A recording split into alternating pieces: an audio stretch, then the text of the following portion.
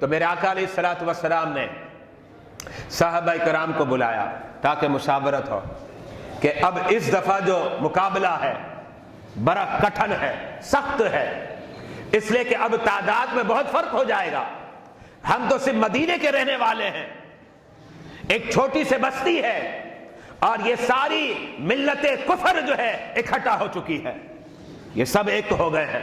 اس میں کفار مکہ بھی تھے، اور ان کے علاوہ یہودیوں کے کثیر متفرق قبائل تھے جو مختلف افواج پر مشتمل تھے۔ اسلحہ بھی جدید تھا، طاقت بھی تھی، قوت بھی تھی، ہر اعتبار سے وہ ظاہری طور پر طاقتور نظر آ رہے ہیں۔ میرے آقا نے صحابہ کو بلا کر مشورہ کیا، صحابہ کرام اب مشورہ دے رہے، متفرق صحابہ نے مختلف مشورے دیے، لیکن اس وقت ایک صحابی نے جو مشورہ دیا میرے آقا نے اسے قبول کیا، اس مشورے کو قبول کر لیا، اور ظاہری اعتبار سے اس مشورے پر عمل کی بنا پر رب نے مسلمانوں کو فتح و نصرت عطا فرمائی۔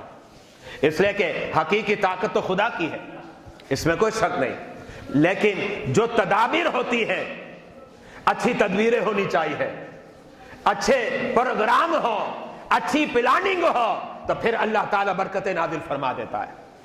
تو حضرت سلمان فارسی کا جو مشورہ تھا آپ نے اسے قبول فرمایا۔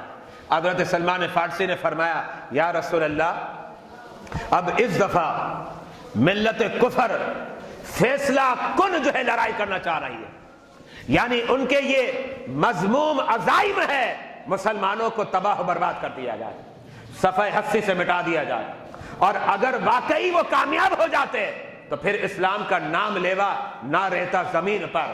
لیکن یہ رب کو ہرگز منظور ہی نہیں تھا، یہ منظور ہی نہیں تھا، اس لیے کہ اسلام کے لیے بقا ہے، یہی وہ مذہب ہے جو قیامت تک رہے گا، اور اس کا پرچم لہراتا رہے گا، اس کا پرچم جو ہے چمکتا رہے گا۔ اب یہ سب جمع ہو گئے، سلمان فارسی نے مشورہ دیا یا رسول اللہ خندق کھودی جائے۔ اب یہ خندق کھودنا، یہ مشورہ عرب کے درمیان کبھی نہیں ہوا، فرسٹ ٹائم، اور کبھی اہل عرب نے ایسا دیکھا بھی نہیں تھا کہ جنگ لڑنے کا یہ بھی ایک انداز ہوتا ہے۔ یہ ایک انوکھا علیحدہ انداز تھا جو حضرت سیدنا سلمان فارسی نے دیا، اور آپ نے اس لیے دیا کہ آپ نے دیکھا تھا ایرانیوں کو جو فارس کے رہنے والے ہیں، اس لیے کہ آپ فارسی تھے، آپ کو پتا تھا یہ بھی جنگ کا ایک انداز ہوتا ہے اور اس میں کامیابی زیادہ متوقع ہوتی ہے۔ تو حضرت سلمان فارسی نے جو مشورہ دیا میرے آقا علیہ الصلوۃ والسلام نے اس مشورے کو قبول فرما لیا، اور اب خندق کھودنے کا کام شروع ہو گیا۔ تقریباً 5 کلومیٹر تک خندق کھودی گئی ہے۔ 5 کلومیٹر کا مطلب کیا ہے؟ یعنی آپ کے اس علاقے سے تقریباً صدر، اتنی لمبی جو ہے مسلمانوں نے اور چوری خندق جو ہے 5 کلومیٹر تک کھودی گئی، اور اس کا فائدہ یہ ہوا کہ الحمدللہ اتنی بڑی طاقت کہ ان کفار کی تعداد 10,000 سے تجاوز کر گئی تھی، اور مسلمانوں کی تعداد 3,000 بھی مکمل نہیں بلکہ 3,000 کے قریب تھی۔